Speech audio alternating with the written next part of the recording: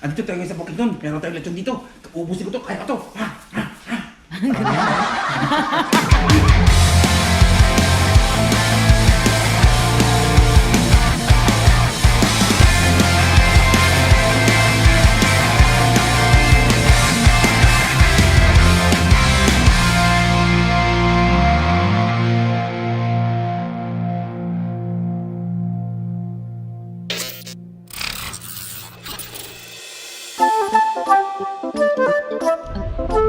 At sa pagpapatuloy ng ating biyahe dito sa Mindanao ay bibisitahin natin ang bulkachong. Ang bulkachong ay isang soup dish na gawa sa karne ng kalabaw. Pinakuluan ng matagal kasama ang mga spices at napakadaming luya hanggang sa lumambot ang karne.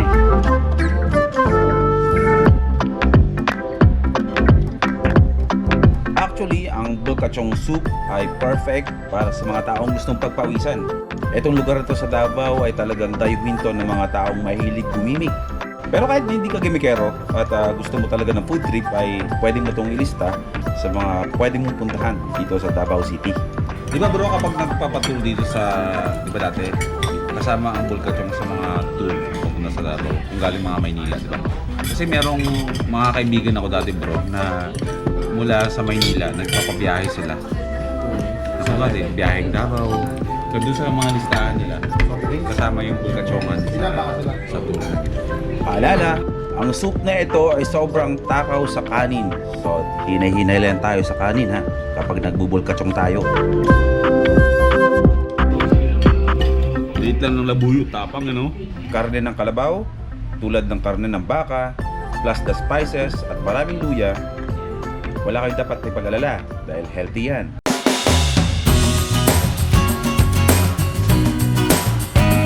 At pagkatapos namin kumain ng bulkachong ay dumiretso naman kami sa SM Lanang dito pa rin sa Davao City. SM Lanang gaming tayo, tapos na tayo mag-lunch ng ating bulkachong. Mamibili lang dito ang aming kapatid na si Bro Joms ng isusuot nila na pagsamba nila kasi meron sila samba mamayang gabi. Kailangan nilang bumili ng formal na damit. Kala ko may bibiling tayo bro? Go bro. Bibili ko ng ano ba? 360 o Hero 10? iPhone. Walang iPhone, wala akong Hero pang 10, iPhone. bili tayo ulit Hero 10. Pangalawang Hero 10 na natin. Marami ka na yung pag-upgrade mo dyan. ROI, Return of Investment.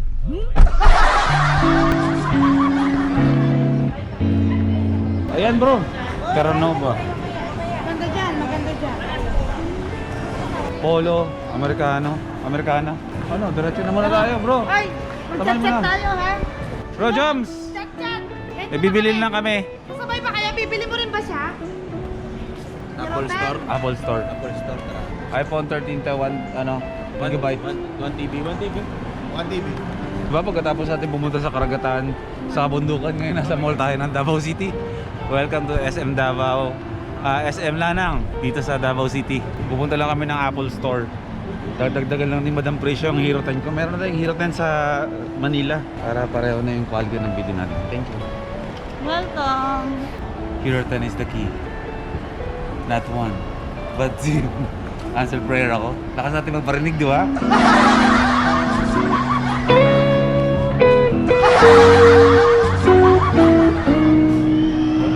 Konti na lang pala, no? Hero 10 na rin, no? Oo.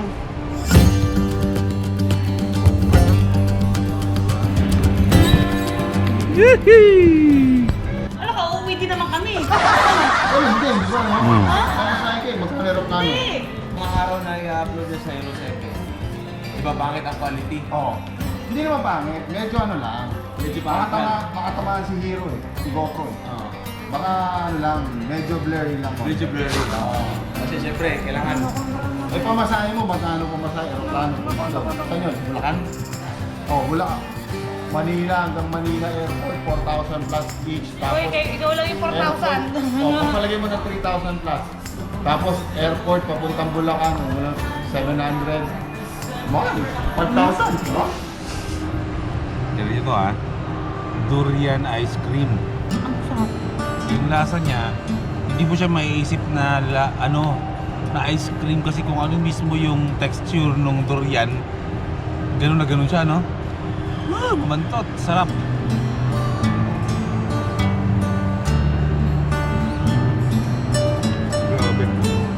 Dalawa na yung GoPro mo, di ba? No. Nakabili na tayo ng pangalawang Hero 10 natin. Yung mahal yung una binili natin sa SM Marilao. Marilao. Tapos dito sa SM Lanang Davao City pa tayo nakabili ng pangalawa natin. Kung titignan ng iba, kasi baka isipin Ay, nila luho. sobrang luho ko. Hindi siya luho kasi ito yung armas namin sa trabaho. For example, isa ako mekaniko.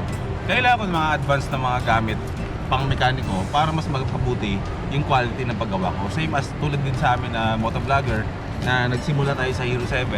Ngayon na nasira yung camera natin, nag-upgrade tayo ng Hero 10, dalawa ng Hero 10 natin. Kumbaga, for a better quality ng video na ilalabas ko. Sino mag-benefit nun? Sino mag-enjoy nun? Kayo na mga first timers na nanonood. Kasi syempre, kapag ito na yung ginamit natin, pagbalik natin ng Maynila, mas maganda na yung quality ng video na papanood ninyo. Diba? Kaya maraming salamat sa inyo mga sumusuporta, especially kay Madam Prisha. Syempre, andyan sa palagi sa akin para mag-guide pagdating sa mga desisyon ko sa buhay, sinusuporta bilang pagmamanage para kay Boy P, sa lahat ng mga pumapasok sa akin ng mga sponsorship, diba? Iniisip lang nila ako na sponsor daw ako. Pero sa totoo lang, lahat ng mga sponsorship na pumapasok sa akin is hindi ko nilapitan yun mahal, diba? Nakita nila yung hard work ko at sila ang nagtiwala sa akin. Kaya kinuha nila ako na ambassador ng mga brands. Kasi kung tamad akong tao, kung tamad akong influencer, walang magtitiwalang brand sa akin. So lahat na nakikita niyo mga first timers is nang dahil yon sa tiwala na pinagkaloob niyo sa akin. Panonood niyo sa tiwala niyo sa kakayanan ko. Kaya lahat ng dumadating nito sa buhay ni Boy First Time is malaking factor na andyan sila. Diba? Hey! Hey bro! Madam, ice cream durian. At kinabukasan naman kahit araw ng pahinga ay nagawa pa rin naming bumiyahe. Short ride to Mawab International Speedway kasama ang mga kaibigan at mga bagong kaibigan. Welcome to Tagum City. Hindi pala checkpoint. Hindi sila nag-check. Point na lang.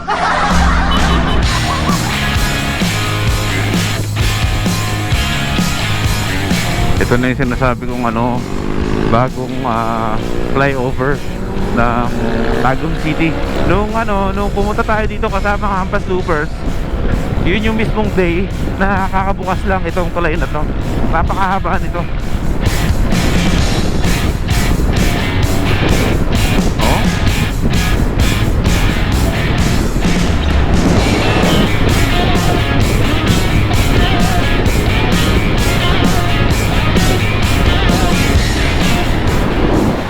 Diba?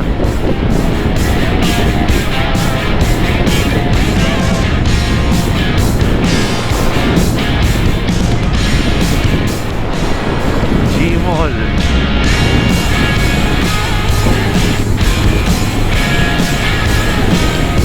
Paano tayo? Ito na yata yun. Mawab International Speedway. Ito na nga yata. Papasok na tayo. Okay, narating na natin ang Mawab. Ang Mawab ay isang town dito sa Davao City kung saan ang lugar na to ay dayuhin talaga ng mga riders. Actually, ang tawag sa lugar na to ay Mawab lang. Ay talaga nag-e-enjoy ang mga riders dito bumangking-bangking.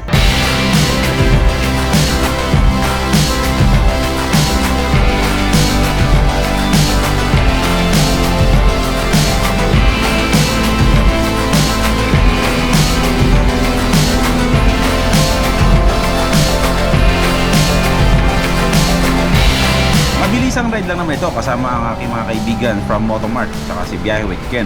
Welcome sa Payag sa Tuburan. Ayan, kakapi lang tayo dito. Doon ko na-meet ang mga first timers na talagang dumayo pa kahit na umuulan. Yan, shoutout din sa mga first timers na inabutan ng ulan at hindi nagkaroon ng chance na makakwentuhan ko. Pero shoutout sa inyo lahat. Nabigay tayo ng stickers sa mga riders, nakipagkwentuhan, Ayo bro. picture-picture. Do you recall when we were young, running from all things at once, without thinking twice? At syempre natikman ko rin yung suma na dinadayo ng mga riders dito sa Payag sa Tuburan. Shoutout sa isang first timer na nilibre ako ng breakfast. Stories I've been told, they never seem to leave my mind. At dahil mabilis ang breakfast ride lang ito, ay kami ay nagpasya na bumalik na rin agad ng Davao City. Pero syempre, dinaanan muna namin ang aming mga kaibigan sa Balutan sa Carmen. Kasi almost 2 years na silang humingi ng sticker sa akin. Wala akong maibigay. Pero ito na yung pagkakataon para mabigyan ko sila. Shoutout sa inyong lahat dito sa Balutan sa Carmen. Hanggang sa muli nating pagkikita. Come seek me out. Okay, the next day na. At ito na yung araw na pupunta na tayo ng Valencia at Lantapan, Bukidnon. Pero bago kami bumiyahe ay dumaan muna kami dito sa simpleng karinderya pero the best mag-serve at mag-prepare ng classic sinuglaw. Gagawin sinuglaw yan, bro? Ayan, atay bro.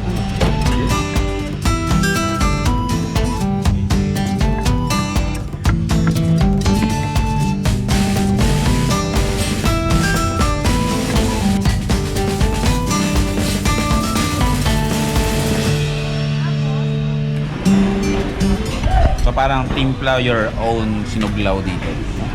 9.5. So sa pagpapatuloy ng vlog natin mga first timers, sorry hindi tayo magmumotor ngayong araw na papuntang Bukidnon. Kung panahon ba, hindi namin matukoy kung kailan uulan, kung kailan aaraw. So para hindi kami ma-hassle, total sinimulan na natin na ikot dito sa Mindanao ng nakakotse ay sasagarin na natin. Dalawang variety ng sinuglaw, isang liempo, tsaka yung isa Islaman Lon Atay at intestines ng baboy. Sorry. Dinadayo daw talaga itong lugar na to para sa breakfast. Hindi pa. Diba? Oo, yan. Okay na. Ang estimated travel mula Davao City hanggang Bukidnon ay nasa 3 oras kapag nakamotor. Pero dahil nakakotse tayo, 4 hanggang 5 oras. Sa haba ng biyahe, naging libangan na lang namin ni Jaiwit Ken at ni Prisha ang kumanta habang nasa biyahe.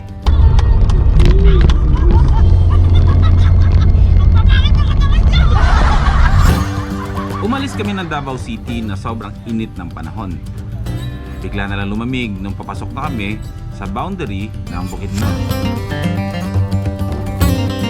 Talagang malamig sa lugar na to, kaya marami kaming nadadaan ng mga strawberry farms. Strawberry, mal! Ayun, may strawberry. On the way na tayo ngayon mga first timers sa Bukidnon, sa Valencia. Ang takbo namin, takbong sakto lang. Hindi kami nagmamadali ngayon. Chill na takbo lang. Na-enjoy namin yung road trip na to. Stop over muna tayo. Bibili lang muna tayo dito ng strawberry jam tsaka fresh na strawberry. Ang lamig. Pero meron dyan, makiusap tayo. 300 pesos to bro. Fresh from the farm bro. Hindi pa siya nahugasan.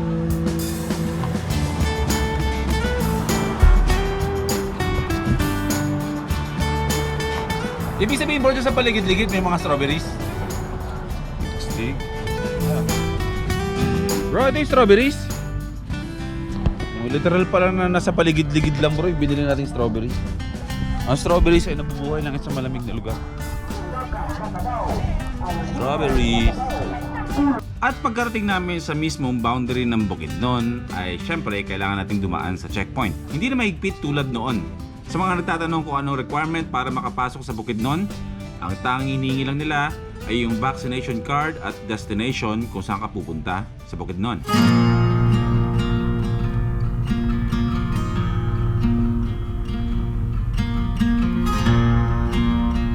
Are you ready? Officially nasa Bukidnon na tayo mga first timers. Itong lugar na to ay hindi na to bago sa inyo. Sa mga matatagal na mga first timers na nakasubaybay ng mga vlog series ko dito sa Mindanao kasama si Becoming Filipino ay dumaan na kami dito at meron ng kwentong nangyari dito sa Bukidnon Dairy na to kung saan nakakabili dito ng fresh milk. Yeah, what is that? With mango. Sige nga kung ano bang nangyari sa akin dati pagkatapos kong uminom ng gatas dito. Sige i-comment nga ninyo kung ano nangyari sa akin pagkatapos ng 1 oras sa biyahe. Parang nalipat yung cashier area. Di ba dati dito yun? Nalipat na.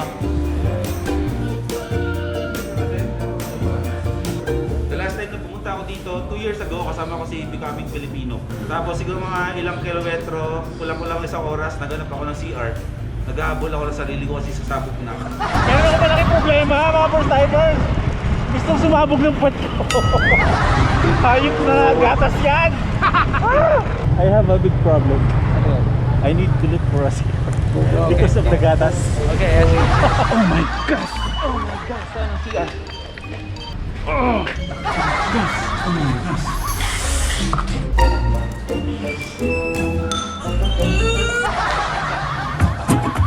Pero magtatry tayo ulit, di ba? Nakakatuwa nung nandito na tayo ulit, di ba?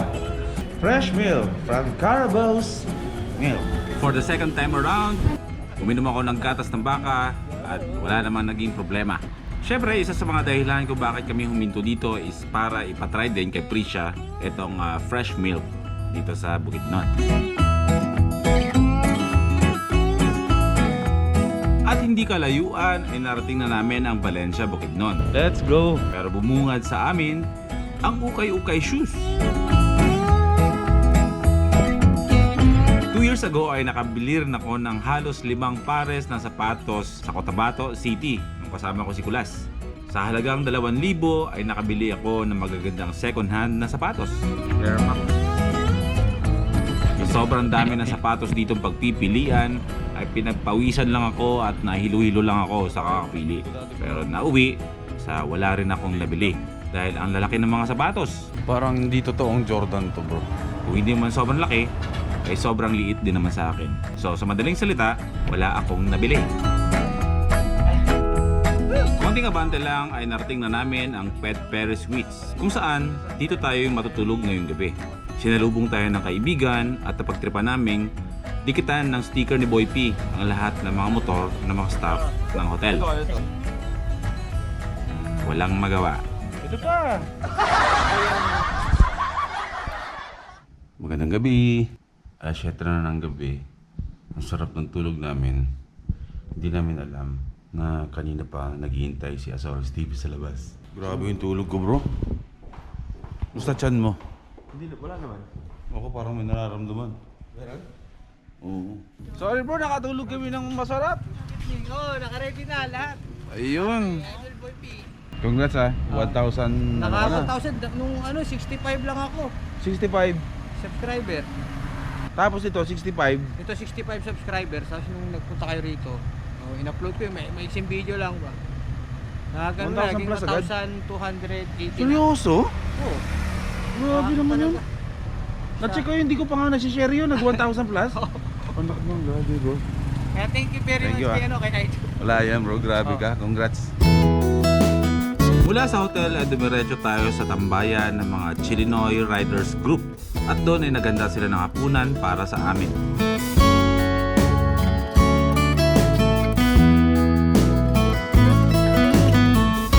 At pagkatapos ng hapunan, ay diretso naman nag-swimming. Ladies and gentlemen, good evening. Let's welcome our guest from Davao City, the baby boy of downtown. Yeah, we can.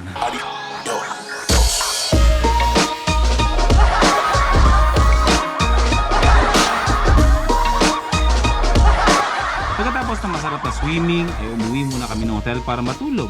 At bumalik kami kinabukasan para sa kanilang lechon treat. Andito tayo sa Bukidnon, meron tayong lechon dito. Ubusin ko to, kaya ko to. Kita kami ni Idol Boy P. Iyak naman yun. Talagang biglaan, napaka-iksi lang. Pero...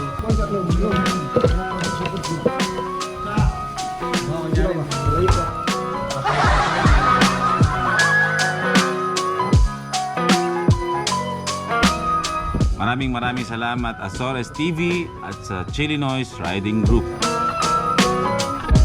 At para sa pinakahuling destinasyon natin dito sa Bukidnon ay pupunta tayo ng Lantapan sa Cafe sa Bukid. Cafe sa Bukid! Isa sa mga sabihin natin na in love ako sa cafe na ito nung kami ay pumunta dito ni Kulas. Dami nagbago, nag-expand siya. Pero sige, tignan natin no. Magme-merienda tayo dito. Lunch pala, magla-lunch tayo dito. Magpapahinga, chill-chill dyan, magkukwentuhan. Papalipas lang tayo ng oras, magkakape, at enjoy natin. Yung napakagandang lugar sa likuran ng puno na to. Ayun daw. Magubad tayo ng tsinelas dito. Kailangan natin magubad. Parang tulad din ng dati. Good morning, ate. Ano pangalan mo, te? Riza. Hello kay Ma'am Riza. Second time. Dito tayo sa lakas. Oh, di ba? Bro, mas yung lamig dito. Good morning. Favorite kong hagdan. Kinasal ka na ba? Hindi pa. Akala ko, umatan ka lang ng kasal. Oo, matin ng mga kasal. Kapatid ko yun. So akala ko siya yung kinasal, babatiin ko sana ng ano. Nice. So, Oo, sakto lang. medyo ba? Diba? Kuwate.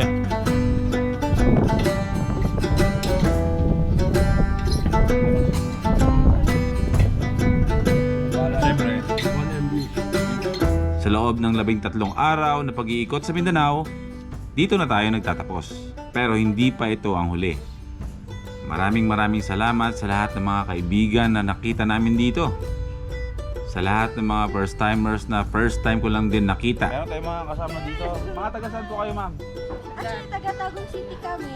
Pumunta kami nung Sunday sa Mawab. Oo. Hindi namin kayo inabutan kaya. Tapos bumalik kami nung Sunday. Tapos nalaman namin andito kayo. Di pumunta na. Sumunod naman kami. Mula sa Mawab? Layo ah. Kasi taga Tagum kami. Layo pa rin.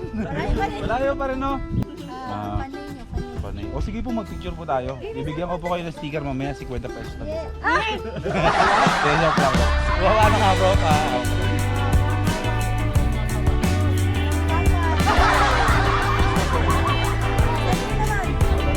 Ano ba yung tagway? Bitin na bitin ang 13 days para ikutin ang Mindanao. Marami pa sana tayong gustong gawin at marami pa sana tayong gustong puntahan, pero kailangan na natin bumalik ng Maynila. Pero hindi naman lahat nagtatapos dito dahil babalik tayo dito next month sa Philippine Loop. Maraming salamat, Mindanao.